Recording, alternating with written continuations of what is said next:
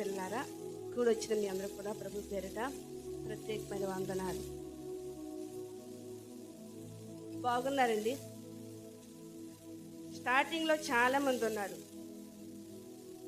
ప్రతి ఆదివారం కూడా వాక్య సమయానికి కుర్చీలు ఖాళీ అయిపోతున్నాయి. దేవుని స్తోత్రం, హల్లెలూయా. ఎందుకనంటే దేవుని వాక్యం అనేది సాతాను ఏం చేయదు, వినవదు. మీకు మాట్లాడచ్చు కదా, సరి గట్టిగా ప్రభు స్తోత్రం చెప్తామా? హల్లెలూయా, హల్లెలూయా. బైబిల్స్ ఎంతమంది తీసుకొచ్చారు?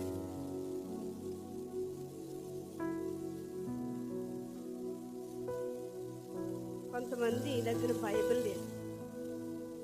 బైబిల్ చాలా ప్రాముఖ్యమైంది. వాస్తవానికి నీ బ్రతుకు నా బ్రతుకు ఇందులోనే ఉంది. దేవుని స్తోత్రం, హల్లెలూయా.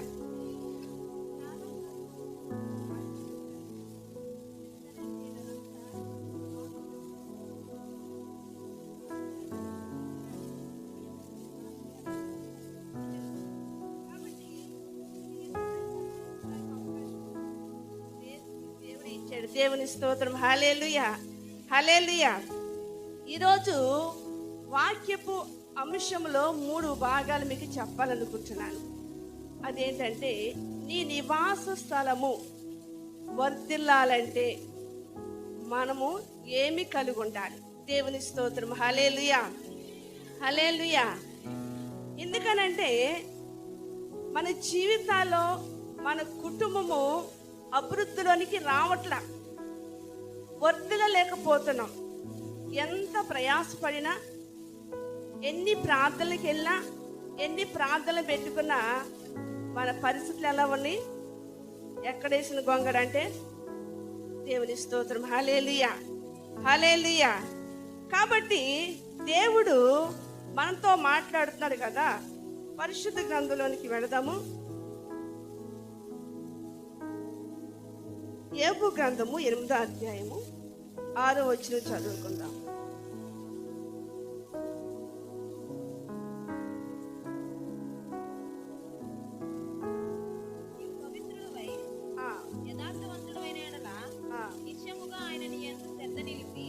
చదవండి. నీ నివాస స్థలమును వర్ధిల్ల. దేవునికి స్తోత్రం, హల్లెలూయా. అయితే మన నివాస స్థలములు వర్ధిల్లాలంటే లేదు. మన నివాస స్థలం అంటే నొక్కుదానివి కాదు. కుటుంబంలో ఎంతమంది ఉంటారండి బ్రదర్స్? ఎంతమంది ఉంటారు? నీవు, నీ భర్త, నీకు 2 పిల్లలు ఉంటే 2 పిల్లలు, 3 పిల్లలు ఉంటే 3 పిల్లలు. మరి ఇక్కడికి ఎంతమంది వచ్చారా కుటుంబాలతో? దేవుడు కూడా ఆది కాలంలో చూసినట్లయితే స్త్రీని గాను పురుషునిగా నేను చేస్తానన్నాడు. పురుషుని చేసి ఆపేస్తానని చెప్పలా. అంటే కుటుంబముగా ఉండటం అనేది దేవునికి ఇష్టమైంది. వేటికైనా మన కుటుంబాలతో వెళ్తాము, కానీ దేవుని సన్నిధికి మాత్రం మనం కుటుంబంగా రాలేము. అందుకని మన కుటుంబాలు వర్ధిల్లట్లేదు. అందుకని వాక్యంలో మనం చూస్తాం కదా, మొట్టమొదటిగా మన నివాస స్థలములు వర్ధిల్లాలంటే మనమంట ఏం చేయాలంటే అపవిత్రతని విడిచి పరిశుద్ధముగా ఉండాలంట. పరిశుద్ధ గ్రంథంలో మనం చూసినట్లయితే లేవి కాండము 14వ అధ్యాయము 17-18 వచనాలు మీరు చదువుకొని అక్కడ ఉంటది కదా. యాజకుడంట నూనెతో ప్రతి వారిని కూడా ఆయన ఏం చేస్తూ ఉన్నాడంటే పవిత్రంగా ఉండాలని చెప్పేసి వారి మీద ఆ నూనెని అభిషేకిస్తూ ఉన్నాడంట. నూనె అనగా అర్థం ఏంటో తెలుసా? నూనె అనగా తెలుసా? నూనె అనగా ప్రార్థన, నూనె అనగా పరిశుద్ధాత్మ, నూనె అనగా సంతోషము, నూనె అనగా సమృద్ధి. దేవుని స్తోత్రం, హల్లెలూయా. నీరసంగా ఉన్న వాళ్ళు ప్రభుకు స్తోత్రం చెప్తాం, హల్లెలూయా. నేను ముందే చెప్పాను, ఏమని, స్వీట్లు ఉండవు నా దగ్గర అన్ని. కాబట్టి స్వీట్ తింటే ఏమొచ్చింది మనకి, అది జీవితాంతం వల్లే ఏం చేస్తుంది, చక్కగా నిగనగలాడతా హ్యాపీగా ఏమి తినడానికి ఉండదు, ఏమి తాగడానికి ఉండదు. దేవుని స్తోత్రం, హల్లెలూయా. కాబట్టి దేవుని వాక్యం సెలవిస్తుంది కదా, నీవు నీ యొక్క నివాస స్థలము వర్ధిల్లాలంటే మొదటగా నీకు ఉండవలసింది ఏంటంటే పరిశుద్ధత. లేదా మేము పరిశుద్ధంగా జీవించట్లేదా, మీరే పరిశుద్ధంగా ఉన్నారా అని ఒకవేళ అనుకుంటారేమో, కానీ ఈ వాక్యము మీకే కాదు మా కుటుంబానికి కూడా. దేవుని స్తోత్రం, హల్లెలూయా, హల్లెలూయా. పరిశుద్ధ గ్రంథంలో లూకా సువార్త 19వ అధ్యాయంలో ఒక వ్యక్తి ఉంటాడు. ఆ వ్యక్తి దగ్గరికి యేసు ప్రభువారు వెళ్తున్నప్పుడు ఈ పాపి అయిన మనిషి యొద్ద బస చేయడానికి యేసు ప్రభువారు వెళ్తున్నారు ఏంటని చాలా మంది ఏం చేశారంటండి, కొనుక్కున్నారు. యేసు ప్రభువారు ఈ లోకానికి ఎందుకు వచ్చాడు? పాపులను రక్షించుటకు యేసుక్రీస్తు ఈ లోకానికి, నశించడానికి ఎదుగు రక్షించడానికి క్రీస్తు యేసు ఈ లోకానికి వచ్చాడు. ఎందుకంటే అసలు నశించిపోతుంది ఎవరో నాకైతే తెలియదు అనకూడదు. నశించిపోతుంది నీవు, నశించిపోతుంది నేను, నశించిపోతుంది మన కుటుంబము. దేని ద్వారా? అపవిత్రత ద్వారా. ఈ అపవిత్రత అనేది దేవుడు ఏమైనా చేశాడా? లేదు. దేవుడు మనల్ని పరిశుద్ధులుగానే చేశాడు. దేవుడు మనల్ని చాలా మంచిగా ఉండాలని ఒక ప్రత్యేకంగా చేసినప్పుడు కూడా మనుషులే లోకాన్ని వెంబడిస్తూ ఉన్నాడు. దాని ద్వారానే కదా అపవిత్రత మనకు వచ్చేది. కానీ దేవుడికి మాత్రం ఆ అపవిత్రత కలిగి జీవించడం నీకు దేవునికి ఇష్టం లేదు. మరి ఎలా?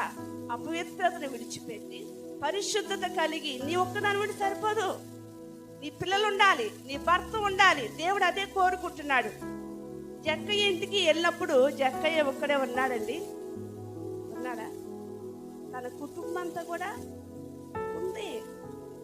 నేడు ఇంటికి దేవునికి స్తోత్రం, హల్లెలూయా, హల్లెలూయా. మంచి అలవాటు. నేను ఎప్పుడు చూసినా 2 చేతులు పైకెత్తి ఏం చేయాలా? చెప్పండి. చేతులు లేని వాళ్ళు చెప్తున్నారండి. మనకి దేవుడు చేతులు ఇచ్చాడు, మంచి నోరు ఇచ్చాడు, మంచి కాళ్ళు ఇచ్చాడు.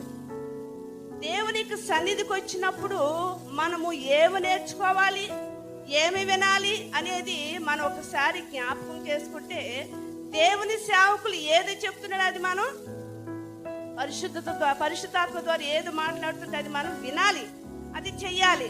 అంతే తప్ప మూలోళ్ళలాగా మోగాళ్ళ కూర్చుంటే నువ్వు దేవుని మందిరానికి వచ్చింది అర్థం లేదు. దేవునికి స్తోత్రం, హల్లెలూయా, హల్లెలూయా. కాబట్టి మొట్టమొదటిగా పరిశుద్ధత అనేటువంటి ఆ యొక్క జీవితము నీ కుటుంబంలో ఉండాలి. దేవునికి అయిష్టమైన స్వభావాలు విడిచిపెట్టాలి, దేవునికి నచ్చని విడిచిపెట్టాలి, వెళ్ళరాని చోట్ల వెళ్ళకూడదు. దేవుని యొక్క పని ఎక్కడైతే ఉందో అక్కడ నువ్వు ఉండాలి. ఎందుకో తెలుసా?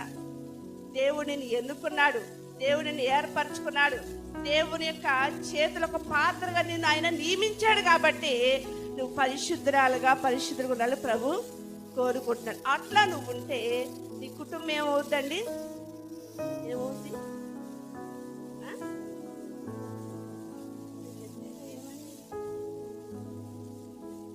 గట్టిగా అరవడానికి కూడా నాకు వాయిస్ రావాలి. ఈ మధ్య కాలంలోనే చాలా బలహీనత వచ్చి గొంతుకంతా రాష్ట్రాలందరూ గొంతుకులని పాడైపోతుంది. నేనే కారణం. దేవుని స్తోత్రం, హల్లెలూయా. మనకి బట్ట నెలకూడదు, ఒళ్ళు నెలకూడదు. అలా ఉంటే ఇంకేంట? దేవుని స్తోత్రం, హల్లెలూయా. విరిగి నలిగినటువంటి హృదయంతో నువ్వు దేవుని సన్నిధికి రావాలి, ప్రార్థించాలి. పాస్టర్ గారు హల్లెలూయా అని ఒక్క మాట అంటే మీరందరూ కలిసి ఇంకా గట్టిగా చెప్పచ్చు, హల్లెలూయా హల్లెలూయా.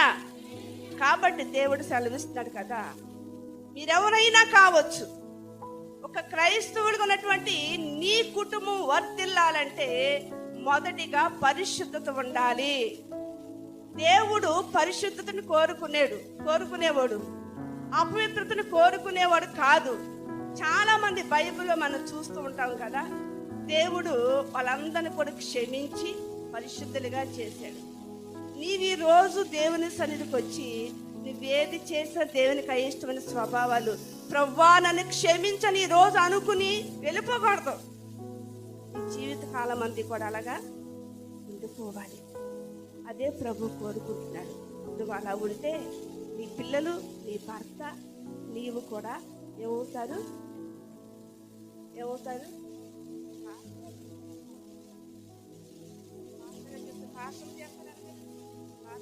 పాస్టర్ గారు నా మాట అర్థం అవుతుందా? ప్రభుకి స్తోత్రం చెప్పండి. అర్థమైనా అర్థం అవ్వకపోయినా, బాగున్నా బాగోకపోయినా, నచ్చినా నచ్చకపోయినా మీరేం చేయాలి? ఆత్మ చెప్పుచున్న మాట కొంతమంది మింగేతం అన్నట్టు అవుతున్నారు. దేవుని స్తోత్రం, హల్లెలూయా హల్లెలూయా.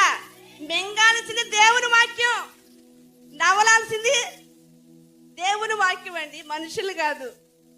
కాబట్టి ఈ రోజు నువ్వు ఏ అపరిశుద్ధతో ఉన్నావో నాకు తెలియదు, నువ్వు ఎలాంటి మరి దేవునికి అయిష్టమైన స్వభావంతో ఉన్నావో నాకు తెలియదు. నీవు నీ కుటుంబము పరిశుద్ధంగా ఉంటే నువ్వేమవుతావు? వర్ధిల్లే వాళ్ళు కిందకుంటారా? పైకంట దేవుడు ఏం చేస్తాడు? ఆరోగ్యంలో వర్ధిల్లింపలేదు, కుటుంబంలో వర్ధిల్లే జీవితం లేదు, నీ బిడ్డలు చూస్తే వర్ధిల్లట్లేదు, నీ కుటుంబం అంతా కూడా అడుగంట అయిపోయింది. అంటే ఎందుకు పనికిరాటుగా అయిపోయిందంటే నీ కుటుంబంలో పరిశుద్ధత లేదు, నీ కుటుంబంలో దేవునికి కావాల్సింది లేదు. దేవునికి కావాల్సింది ఎన్నటన్నిటికీ పరిశుద్ధతే. అపవిత్రత అనేది నీ కుటుంబంలో ఉండొద్దు, నీ జీవితంలో ఉండొద్దు, నీ పిల్లల్లో, నీ భర్తలో, నీ కుటుంబంలో ఏ మాత్రం ఎదిగినా కనపడకూడదండి. పరిశుద్ధత ఉంటేనే నువ్వు వర్ధిల్లుతావు. రెండవదిగా మనం చూస్తున్నట్లయితే దేవుడిని కూడా చెప్తున్నాడు కదా, రెండవదిగా నీ కుటుంబంలో ఏముండాలంటే ప్రేమ ఉండాలి.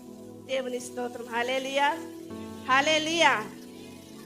ప్రేమ, ఈ మాట దేవుడు మొదటిగా మనతో చెప్తున్నాడు.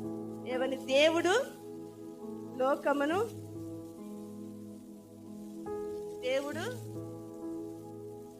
ఎంతో ఏం చేశాడంట? మనం కూడా చెప్తాం కదా, ఏమని? నువ్వంటే నాకు చాలా ఇష్టమండి అని అంటారు కదా.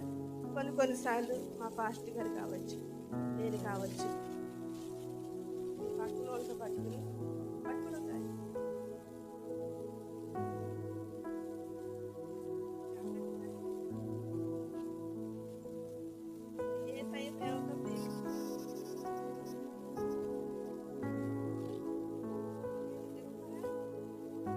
అయిపోయిందా? అంతే. దేవుడి స్తోత్రం, హల్లెలూయా. ఒకవేళ నీకు వేరే వ్యక్తికి పడలా, పక్కన కూర్చుంటే అంటావా?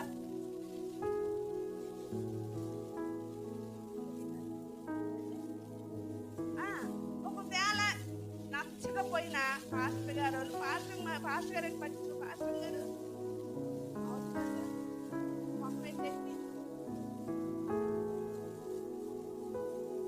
దేవుని స్తోత్రం, హల్లెలూయా హల్లెలూయా. యేసయ్య ఖచ్చితంగా చెప్తున్నాను, నేను లోకాన్ని ప్రేమించాను. లోకం అంటే అన్నీ కదండి, అన్నిటినీ ప్రేమించు. అందులో నువ్వున్నావు, అందులో సర్వ సృష్టి ప్రేమతోనే కదా మనకి లోటు మార్చేది. అధికమైన ప్రేమతో చేసిన ఎవరంటే మనల్నే. నువ్వేదో అందంగా సుందరంగా కనపడుతుందని చెప్పి ఒకవేళ అనుకుంటున్నావా? నేను అలా చేసిన దేవుడే. దేవుని స్తోత్రం, హల్లెలూయా హల్లెలూయా. ఈ మట్టి ఏమైపోతుంది? ఒక రోజు మట్టిలోనికి కలిసిపోతుంది. కానీ ఆత్మ మాత్రం దేవుని దగ్గరికి చేరుద్దంటండి. చూడండి, దేవుడు రెండోది కోరుకుంటున్నాడు కదా, ప్రేమ. ప్రేమ దోషములన్నిటినీ ఏం చేస్తుందంట? కప్పుతుంది. ప్రేమ అనేది మరణాన్ని కూడా జయించుద్దంట.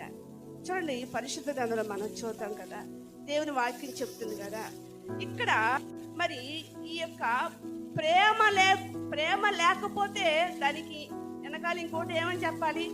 ద్వేషమే అనాలి. మన కుటుంబంలో ద్వేషాలు ఉండకూడదు.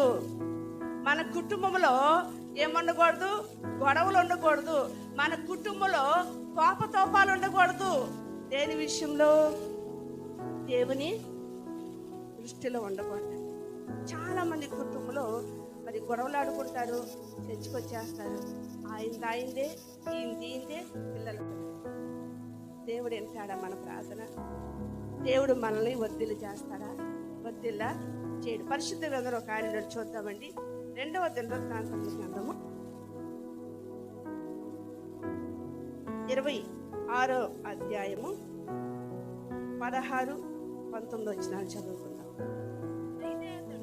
అయితే అతడు స్థిరపడిన తరువాత అతడు మనసును గర్వించిపోయెను.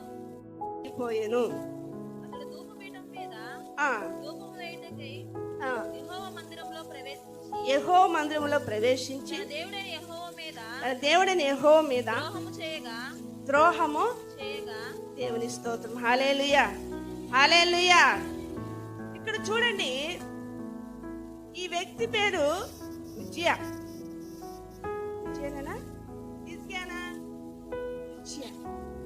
మంచి మంచి మరి భక్తుల పేర్లు బైబిల్లో మనం చూస్తూ ఉంటున్నాం.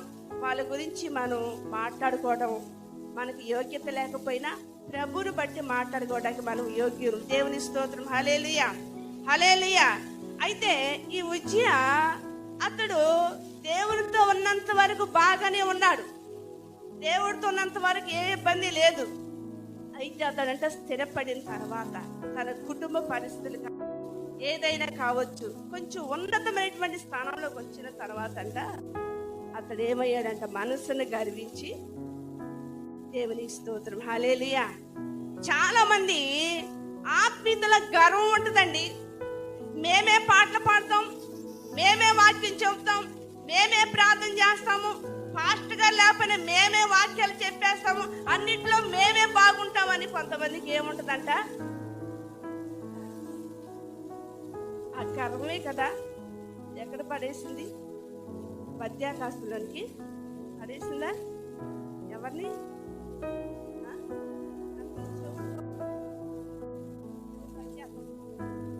నేను మీ వైపున్నాను కాబట్టి ఈ చెవులే వినపడాలి. అప్పుడు ఈ చెవి వినపడినప్పుడు ఈ చెవి వినపడదా? కొంచెం గట్టిగా మాట్లాడితే బాగుంటుంది. దేవుని స్తోత్రం. హల్లెలూయా, హల్లెలూయా. కాబట్టి హృదయంలో గర్వం ఉండకూడదు, హృదయేషాలు ఉండకూడదు, హృదయంలో కోపం ఉండకూడదు. అతడు స్థిరపడిన తర్వాత అప్పుడు వరకు యాజకులు దేవుని సన్నిధికి ధూపార్పణ అర్పించినా గాని ఏమీ కాల. ఆయన ఎప్పుడైతే ఉన్నతుడిగా లేదా అతడు ఎప్పుడైతే మంచి స్థాయిలోకి వచ్చాడో ఆయన మనసులో ఒకటి వచ్చింది. ఏమని? ఏ యాజకులే వెయ్యాలా? నేను వేయకూడదా? యాజకులే చెయ్యాలా? నేను చేయకూడదా అని అతడు వెళ్ళంట. అక్కడ లాస్ట్ చదవని యెహోవాకు ద్రోహము ఉందా? దేవుడని యెహోవాకు ద్రోహము చేయగా. ఇంకో వచనం చదువుదామా? 19వ వచనం కూడా చదువుదాం. ఉజ్జియా ధూపము వేయుటకు ధూపార్తిని చేత పట్టుకుని రౌద్రుడై ఎవరి మీద అంటండి? యాజకుని కోపము. కుటుంబంతో మనం ప్రార్థనకు రావచ్చు, కుటుంబంతో దేవుని వెంబడించవచ్చు, కానీ మనలో ఏముండకూడదు?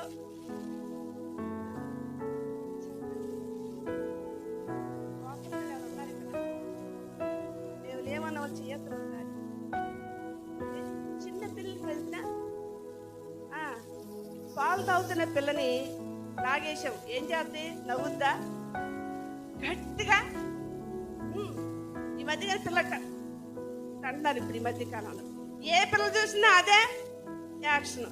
కాబట్టి కోపం అనేది అది మనలో పుట్టింది, దేవుడు పుట్టించలేదండి.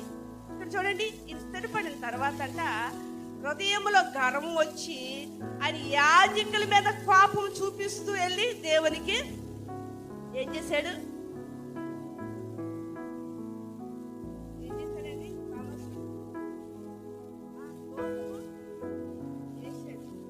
అందరూ వేసారా? యాజకులు ఎవరు? దేవుడు ఏర్పాటు చేసేటువంటి వారు. ఎవరి స్థాయి వాళ్ళకి దేవుడు ఇచ్చినప్పుడు వాళ్ళు తగ్గట్టుగా పనులు చేసుకోవాలి. ఎవరి పనులు చేసుకోవాలి కదా. దేవుడు కొంతమందిని ఉపదేశంగా పిలిచాడు, కొంతమందిని పరిచయం చేసేవాళ్ళు పిలిచారట, కొంతమంది సువార్తను ప్రకటించేవారు, కొంతమంది ఇంకా చాలా చాలా రకాలుగా ఆయన పిలిచాడు. పిలిచిన పనిలో చాలా మంది ఆ యొక్క పిలుపుకు లోబడి వచ్చారంట. కొంతమంది పిలుపుకు లోబడి రాక వాళ్ళిద్దరికి వెళ్ళిపోయారు.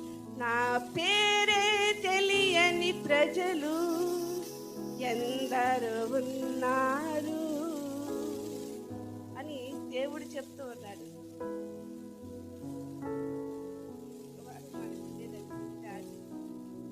వచ్చేవారం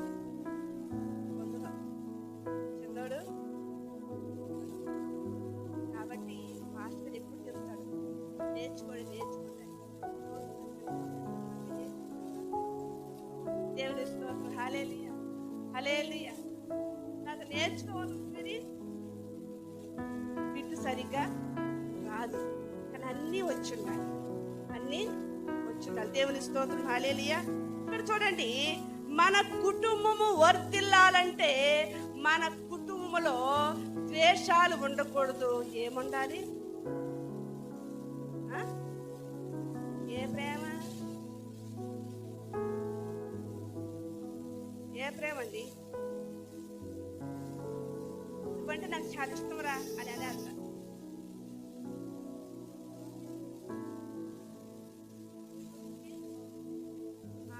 ఏం చెప్తాను?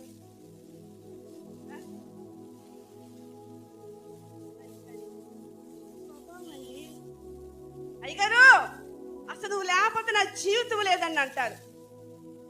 ఎప్పుడైనా అవసరానికి ప్రార్థన రాకపోతే, ఆయన ఊళ్ళో లేకపోతే, ఎంత చేశానో ఎంత చూసానో నాకు తెలుసు. దేవుడు అయ్యగారు ఈరోజు ఎలా ఉన్నా అంటే నేనే కారణం.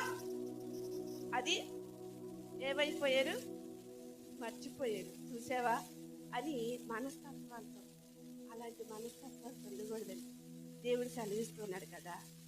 నీవు ద్వేషాలు విడిచిపెట్టి నీ కుటుంబంలో పగలు తీసివేసి నీవు నీ కుటుంబీకులందరూ కూడా కోపాన్ని మానేసిపోయేసారి వాయు దగ్గర చెప్పి ఏం చేయాలంటే కోపాన్ని విడిచిపెట్టి, కోపాన్ని మాని ఆగ్రహమును విడిచిపెట్టాలి. కోపం వచ్చిందంటే మనకేమొచ్చింది అంటే వచ్చేద్దా లేదా? నరాలు పొంగిపోతాయి. ఎంతసేపు ఇంక ఎవరి మీద అయితే మనం కోపం పెట్టుకున్నామో వాళ్ళు ఏదో ఒకటి చేసే వరకు కూడా కోపము కోపపడింది, కానీ పాపము చెయ్యొద్దని ప్రభు సెలవిస్తున్నాడు. అందుకే దేవుని వాక్యం చెప్తుంది కదా, నీ నివాస స్థలములు వర్ధిల్లాలంటే నీ కోపతోపాలు ద్వేషాలు విడిచిపెట్టి ప్రేమ కలిగి ఉండాలి. హల్లెలూయా హల్లెలూయా. ఈ రోజుల్లో ఆ ప్రేమే కొదువైపోయిందండి. అక్రమ విస్తరించడం వల్ల అనేకుల్లో ప్రేమ చల్లారిపోతుందంట. ఎక్కడ చూసినా అక్రమమే, ఎక్కడ చూసినా అబద్ధాలే, ఎక్కడ చూసినా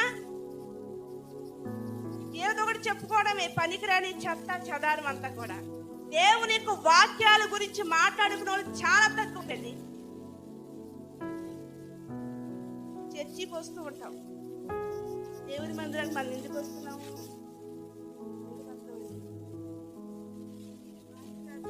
ఏమంటారో చాలా మందిని గమనిస్తాం. దేవుని స్తోత్రం. హల్లెలూయా హల్లెలూయా. చాలా సీరియస్గా వస్తారు చర్చికి. తల వంచుతారు. పెళ్లి కూతురు పెళ్లి కొడుకు తల ఎత్తరు పైకి. ఎందుకు దేవుని మందిరానికి వచ్చేది? మీరు కాదండి, వేరే వాళ్ళు. దేవుని స్తోత్రం. హల్లెలూయా, హల్లెలూయా. దేవుని సేవకులు గట్టిగా అరిచి అరిచి వాక్యాలు చెబుతున్నా కానీ రెండు చెవుల్లో ఊదు బదులు ఒకటి వచ్చింది.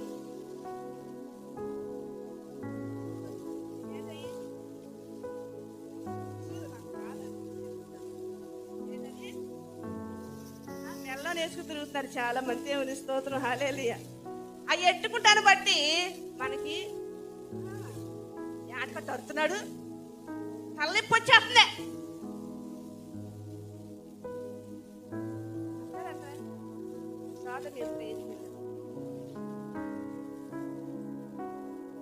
నిన్నటి దినాన్ని ఒక పాస్టర్ గారు అయితే మరుసటి దినాన్ని మేము వాక్యం చెప్పడం కదా.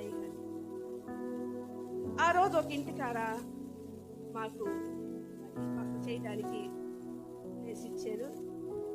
ఇద్దరు పాస్టర్ గారు ఫ్యామిలీ పడుకున్నాం. పొద్దున్నే నేను లేచి వాళ్ళు బెండకాయలు వంకాయలు కోస్తున్నారు తోటలో. వాళ్ళ ఇంటి పక్కన తోట ఉంది. వందనాలు అమ్మగారు అన్నారు. వందనాలండి అన్నారు. అంతకింత డిస్కషన్ జరుగుతుంది వాళ్ళకి. ఏమని?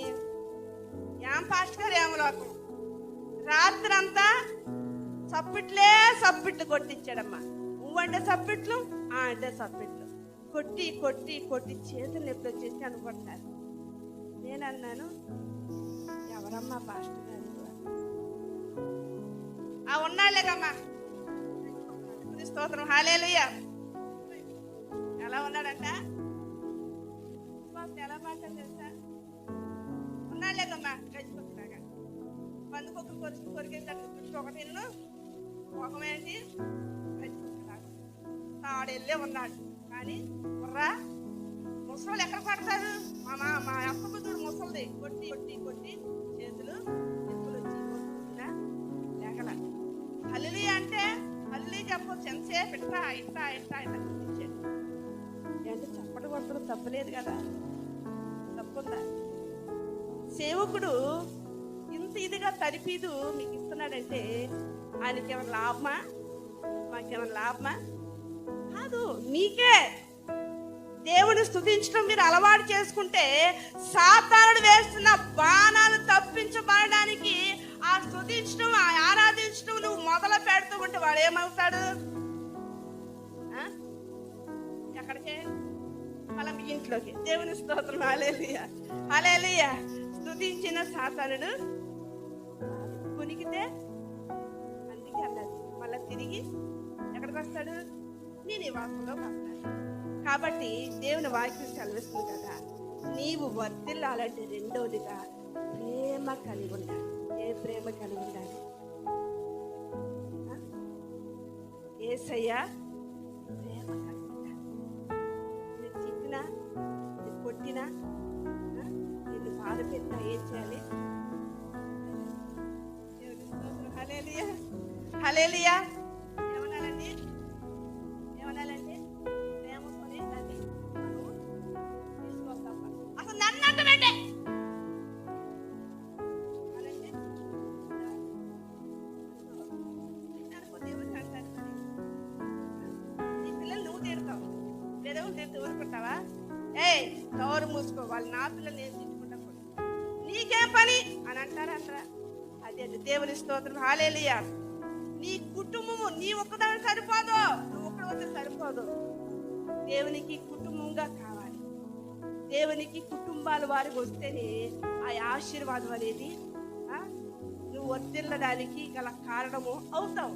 నువ్వు కుటుంబంగా రాబోకుండా సంవత్సరం నువ్వు ఒక్కదాని వస్తే ఆశీర్వాదం ఎక్కడ చూస్తావండి?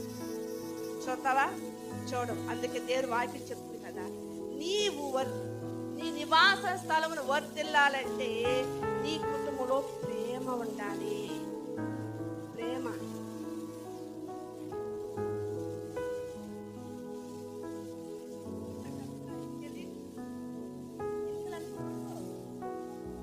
ఇక్కడ ఏదుందో అక్కడే అమ్మా అని పిలిచిన అని పిలుస్తుంది దానికి చాలా. ఎందుకంటే అడుగుతున్నా నెమ్మదిగా మాట్లాడచ్చుగా.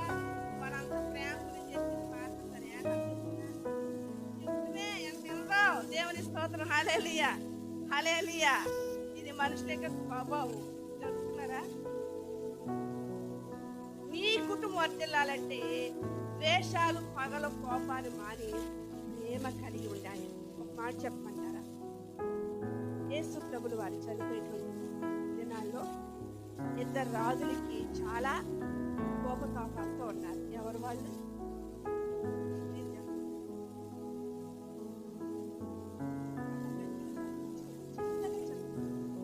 ఇద్దరు రాజులు ఉన్నారు. ఎవరు వాళ్ళు? మీకు తెలవదా? యేసుపాదం పాస్టర్, మామూలు పాస్టర్ కదా, ఇస్త్రీ అక్కడ వాక్యాలు. కానీ మనకేంటే నాలు అడ్డం పెడితే అటు పోవాలి ఆ వాక్యాలు, ఇటు వచ్చి మన చెవుల్లోకి వెళ్ళి హృదయాలు. కాబట్టి అయ్యగారు వాక్యం మొదలెడతారు, పెద్ద పెద్ద గొంతుకి చెప్పి ఇక్కడ మాట్లాడదు. కాస్త వాయిస్ తగ్గితే బాగుందంటే మనం తగ్గమంటే తగ్గేది కాదండి. దేవునికి అభిషేకంతో ఆయన అందరూ మాట్లాడతారు.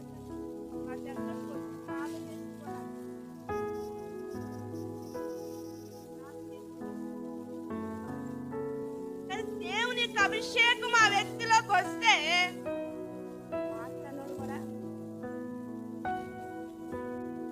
మీకు తెలియదు. నేను చాలా సిగ్గు భయం కూడా మాట్లాడాను. కాకరవాడ పోలవరం సంగతి మాట్లాడడానికి రాదు.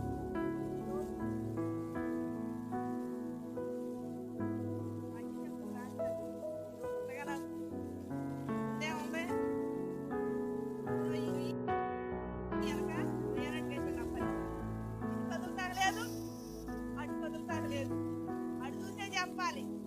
ఏమన్నా రాష్ట్ర వాక్యం చెప్పాను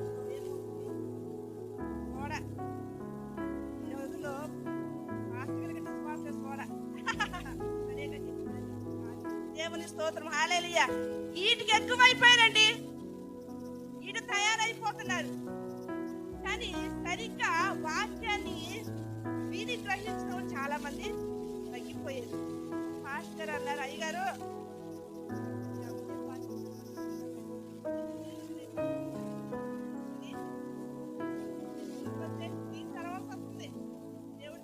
దేవుని స్తోత్రం. హల్లెలూయా.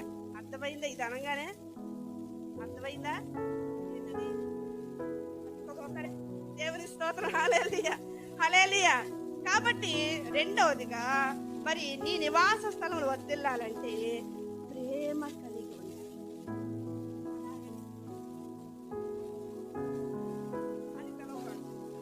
ఎప్పుడు అలాగే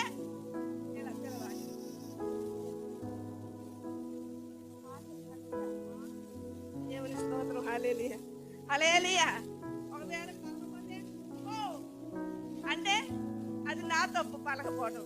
కాబట్టి కొన్నిసార్లు వాళ్ళ బట్టి మనం కూడా ప్రవర్తించాలి. ప్రేమ అన్ని విషయాల్లో ప్రేమ చూపించాలి. ఏ ప్రేమ?